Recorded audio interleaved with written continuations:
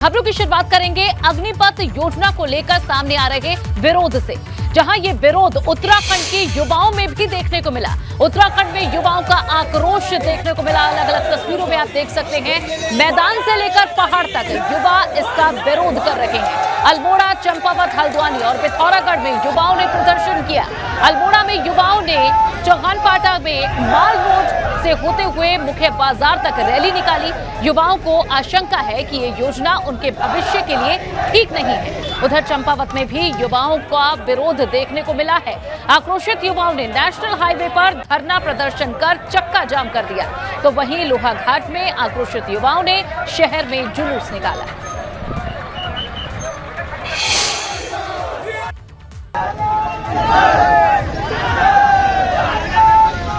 हमने 4 साल बाद निकालने के बाद हम दोबारा नए युवा को 4 साल का देंगे। क्यों पहले की क्या बंदे वन रैंक वन पेंशन थी, आज के लड़कों के अंदर ये गर्ज नहीं है क्या? बिल्कुल युवाओं के भविष्य के लिए नहीं है। इसमें सिर्फ 3 से 4 साल ये नौकरी दे रहे हैं। इसमें कोई फायदा नहीं। 4 साल अगर 17.5 में लड़का भर्ती होता है, 21 साल में अगर वो घर आता है, उसके बाद उनके 8 लाख 10 लाख रुपए से वो क्या अपनी जिंदगी बनाएगा। अग्निपथ योजना के विरोध में उत्तराखंड में हल्द्वानी में प्रदर्शन हुआ, जहां सैकड़ों की संख्या में युवाओं ने नेशनल हाईवे पर जाम लगा दिया। इस दौरान युवाओं के साथ पुलिस की नोकझोंक भी हुई। अग्निपथ योजना के खिलाफ युवा आग बबूला हैं।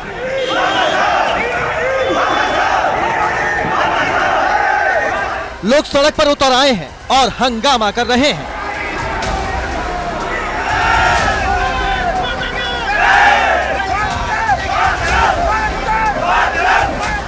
ये तस्वीरें हल्द्वानी शहर की हैं, जहां पर ये युवा अग्निपथ योजना के विरोध में प्रदर्शन कर रहे हैं।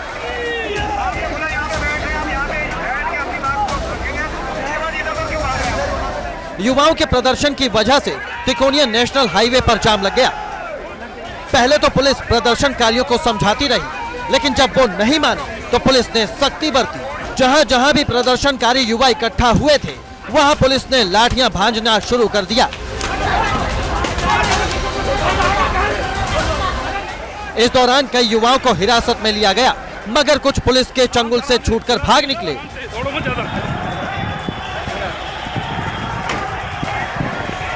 पुलिस का कहना है कि प्रदर्शनकारी युवा सड़क पर आ गए थे, ट्रैफिक को बाधित करने लगे, जिस वजह से उनके खिलाफ कार्रवाई की गई है। तो लेकर यहाँ पे कुछ छात्र आंदोलनरत थे, सुबह 7 बजे से इकट्ठा हो गए थे। ये रामलीला ग्राउंड में इनकी कॉल थी, वहाँ पे धरना प्रदर्शन का कार्यक्रम था। इनको सुबह से तमाम आला अधिकारी यहाँ पे पुलिस और प्रशासन के हैं और समझा रहे हैं, लगातार समझा रहे हैं। उसके बाद जब ये सड़क पर आ गए हैं और इन्होंने यातायात को बाधित करना शुरू किया है, तो उसके बाद इनको यहाँ से हटाया गया है और हटाने के बाद कुछ लोगों को जो हमारी पकड़ में आए हैं उनको पुलिस अभिरक्षा में भेजा गया है। शहर के युवा सुबह से ही रामलीला मैदान में इकट्ठा होना शुरू हो गए थे, फिर देखते ही देखते उनकी भीड़ हजारों में पहुंच गई। इसके बाद वो सड़क पर उतर आए और जुलूस निकालने लगे।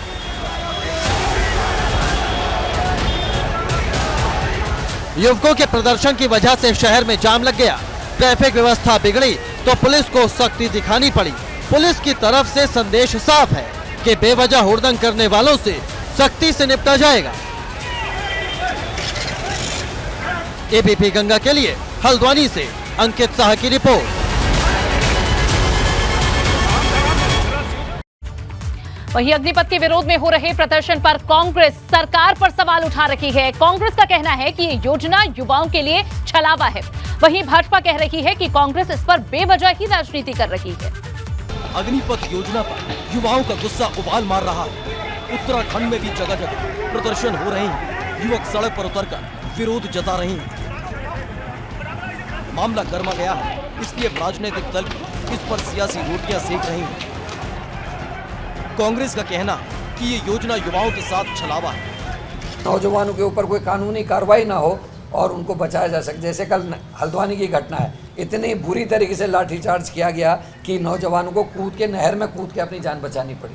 तो इन चीज़ों से, इन हालातों से बचाने के लिए कांग्रेस को मेरे ख्याल से आगे आना चाहिए और हमारी जिम्मेदारी है मुख्य विपक्षी दल होने के नाते कि हम देश के ऐसे निर्णय को, जिसने देश की सुरक्षा को खतरे में डाला है, उस निर्णय को वापस ले आने में महत्वपूर्ण भूमिका निभाए। हल्द्वानी में प्रदर्शनकारी युवाओं ने तांडव मचाए तो पुलिस ने सख्ती दिखाई।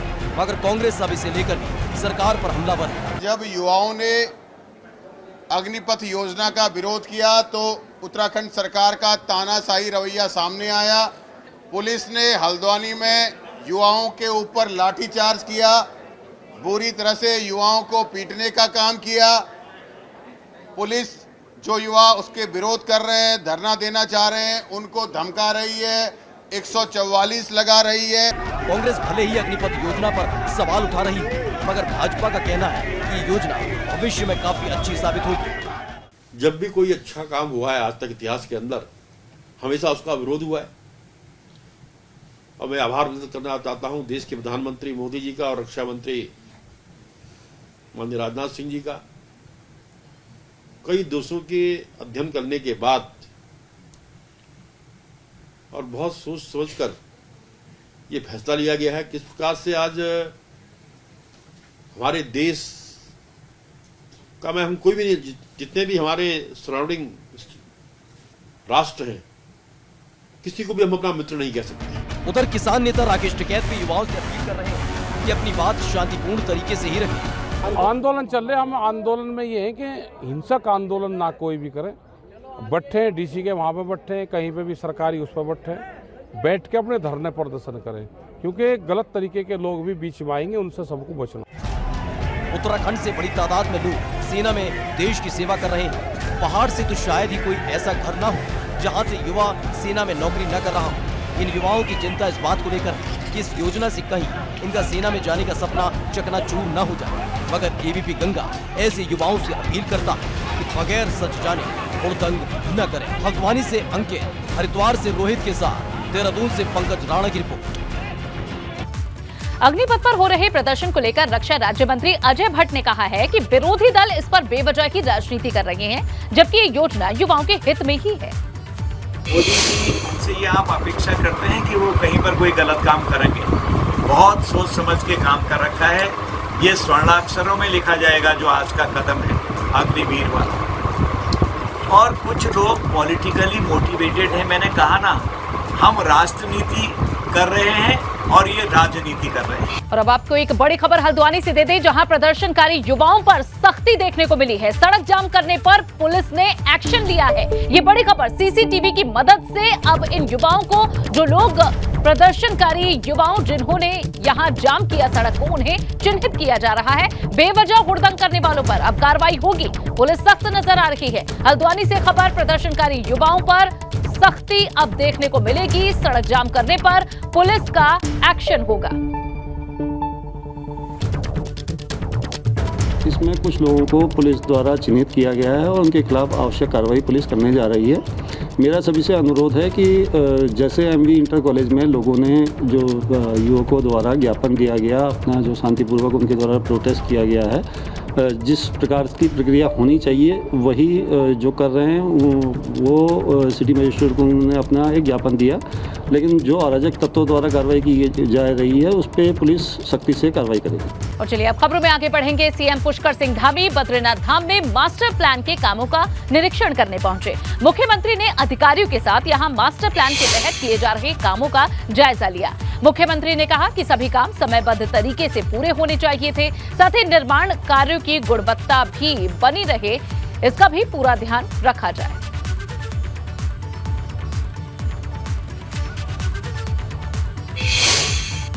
उत्तराखंड विधानसभा का बजट सत्र अनिश्चितकाल के लिए स्थगित हो गया है। विधानसभा अध्यक्ष ऋतु खंडूड़ी भूषण ने विपक्ष और पक्ष के सभी सदस्यों का सहयोग देने के लिए उनका धन्यवाद अदा किया। 4 दिवसीय बजट सत्र की कार्रवाई 22 घंटे 43 मिनट तक चली। सत्र के दौरान विधानसभा में 573 प्रश्न पूछे गए थे।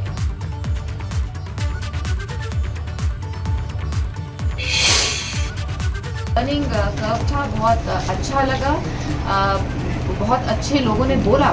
मैं ये भी कहना चाहूँगी हमारे विधायकों ने, सीनियर और जो यंगस्टर्स हैं उनको देखकर भी बहुत खुशी हुई कि पार्टिसिपेशन बहुत अच्छा था विधायकों का। तो उनसे वो भी जो बोल रहे थे उससे भी सीखने को मिला, देखने को मिला। तो it was a good learning experience और आगे चलकर हर आदमी सीखता है, हर रोज़ कुछ नया चीज़ सीखता है, कोशिश करता है कि हम सदन को और सुचारू रूप से और अच्छे तरीके से और सवाल लें और लोगों को पार्टिसिपेशन करवाएं।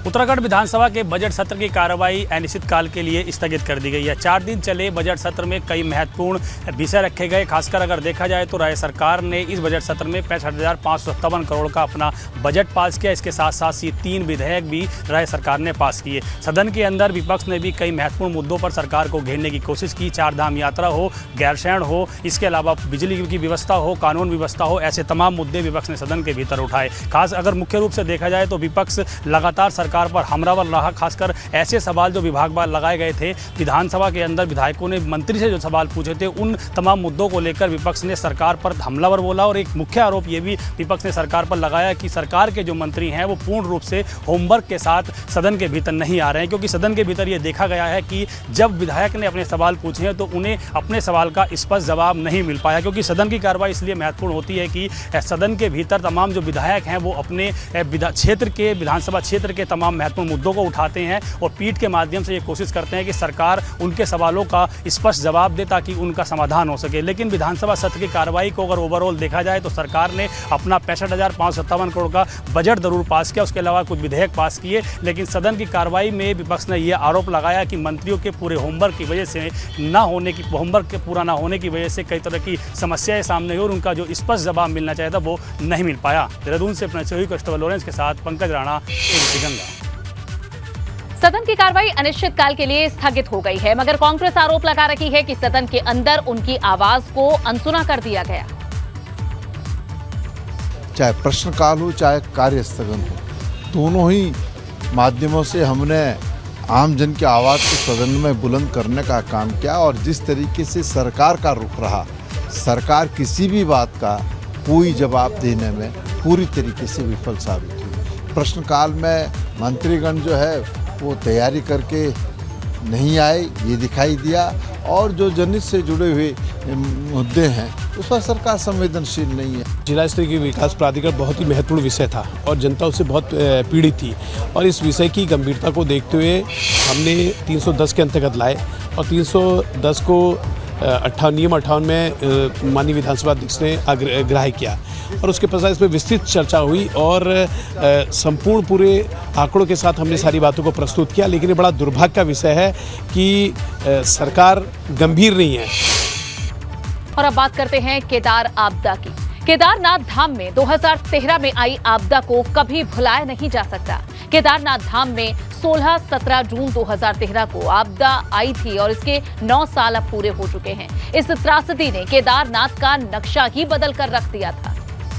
केदार घाटी में मची तबाही की तस्वीरें 9 साल पुरानी हैं।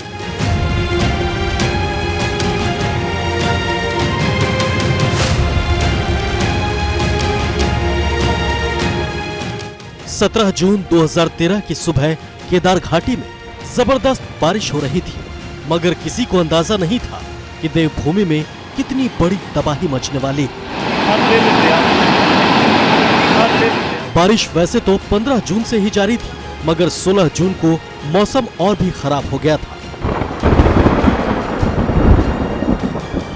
बारिश इस कदर हुई कि केदारनाथ मंदिर के उत्तर पश्चिम छोर पर मंदाकिनी नदी में उफान आ गया। मंदाकिनी नदी का पानी मंदिर परिसर तक आ पहुंचा। 17 जून की सुबह चौराबाड़ी झील के ऊपर बादल फट गया, जिसके बाद चौराबाड़ी झील का पानी तेज वेग के साथ मंदिर की तरफ बढ़ने लगा। पानी के तेज बहाव की वजह से लैंडस्लाइड हुआ। पानी के साथ मलबा बहकर केदारनाथ मंदिर की तरफ आने लगा। पानी और मलबा इतनी ज्यादा मात्रा में था कि केदार मंदिर परिसर में करीब 5 फीट तक पानी बहता रहा। पानी के तेज वेग की वजह से मंदिर के आसपास बनी तमाम इमारतें ध्वस्त हो गईं। इसे चमत्कार ही कहेंगे कि इस भीषण आपदा में भी केदारनाथ मंदिर को कोई नुकसान नहीं पहुंचा, मगर केदारनाथ मंदिर परिसर में लाशों के ढेर लग गए। यात्रा के अहम पड़ाव रामबाड़ा का नामो निशान मिट गया। इस आपदा में केदारनाथ धाम और यात्रा मार्गों पर अलग अलग पड़ावों पर ठहरे हजारों श्रद्धालुओं की जान चली गई। पानी उतरने के बाद हर तरफ बर्बादी का मंजर था। लाशों के ढेर लगे थे। केदारपुरी का मनमोहक दृश्य अब शमशान बन चुका था। कितने ही लोग सैलाब के साथ बह गए, कितने ही मलबे के नीचे जिंदा दफन हो गए, जिनका आज तक कोई सुराग नहीं है। एबीपी गंगा के लिए देहरादून से अजीत सिंह राठी की रिपोर्ट।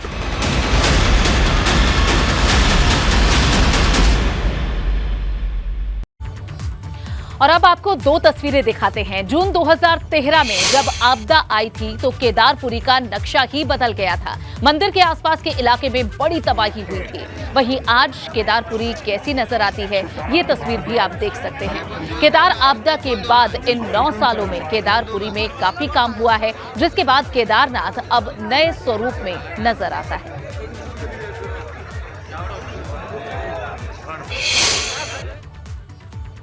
केदारनाथ आपदा के दौरान एक चमत्कार हुआ था। केदारनाथ मंदिर को आपदा से कोई नुकसान नहीं हुआ।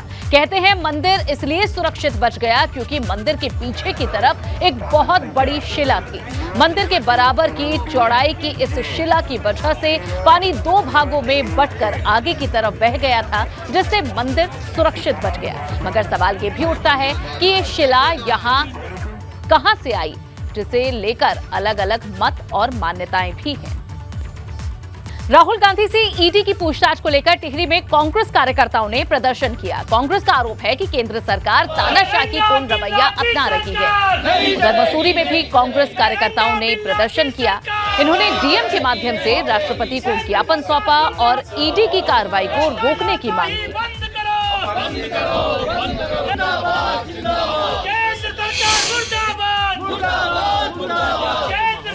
अराजकता का माहौल बना हुआ है। सरकार तानाशाही रवैया अपना रही है। आज हमारे शीर्ष नेता राहुल गांधी जी, सोनिया गांधी जी और तमाम वरिष्ठ नेताओं पर केंद्र सरकार जो केंद्रीय जांच एजेंसियां है उनका दुरुपयोग करके उनको डराने का काम कर रही है, उनको धमकाने का काम कर रही है, उनको परेशान करने का काम कर रही है। रामनगर में लगातार हो रही बिजली कटौती को लेकर लोग आक्रोशित हैं। इसी से गुस्साए लोगों ने बिजली विभाग के दफ्तर में जमकर हंगामा किया। गुस्साए लोगों ने दफ्तर पर तालाबंदी कर दी। इन्होंने चेतावनी दी कि अगर बिजली की समस्या दूर नहीं हुई तो आंदोलन किया जाएगा।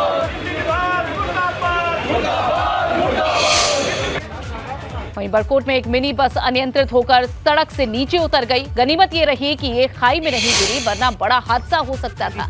हादसे के समय गाड़ी में 14 लोग सवार थे। सभी को सुरक्षित निकाल लिया गया।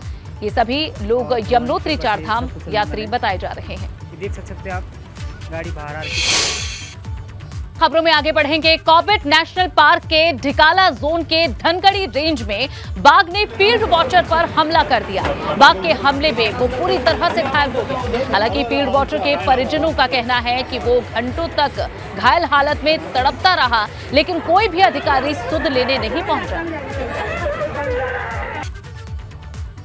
यमुना घाटी में मौसम का मिजाज बदल गया है। कई इलाकों में बारिश हुई तो वहीं ओले भी कई जगह गिरे। बारिश इस कदर हुई कि खेतों में पानी भर गया, जिससे किसानों की फसलों को भी नुकसान पहुंचा। मक्का, टमाटर, कद्दू जैसी सीजनल फसलें तैयार हैं, मगर ज्यादा बारिश होने की वजह से फसल खराब हो सकती है।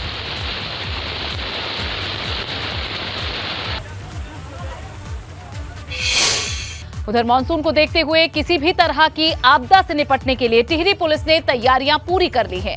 एसएसपी के निर्देश पर सभी थानों और चौकियों को अलर्ट मोड पर रखा गया है और यात्रा रूट पर भी बछेली खाल और जाजल में अतिरिक्त टीमें तैनात कर दी गई हैं। बारिश से जहां कई बार लैंडस्लाइड का खतरा भी रहता है, ऐसे में पुलिस यहां तत्पर नजर आ रही है। एसएसपी के निर्देश पर सभी थानों और चौकियों को अलर्ट मोड पर रहने के लिए कहा गया है। खास तौर पर यात्रा रूट पर अति सतर्क रहने के निर्देश दिए गए हैं। यहां बचेली खाल और जाजल में अतिरिक्त टीम तैनात कर दी गई है।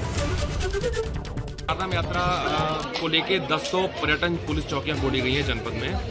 2 आपदा से संबंधित चौकियां खोली गई हैं, एक बचेली खाल में और एक जाजल में। इसके अतिरिक्त एसडीआरएफ की जो पहले से ढालवाला में, कोटी कॉलोनी में और 82 में पोस्ट थी, उसके अतिरिक्त एक घनसाली नई पोस्ट खोल दी गई है। और आपदा से संबंधित सारी तैयारियां जो हैं जनपद स्तर से पूरी कर ली गई हैं। और अगर कोई भी इमरजेंसी आती है तो उसको निपटने के लिए टिहरी पुलिस पूरी तरह तैयार है।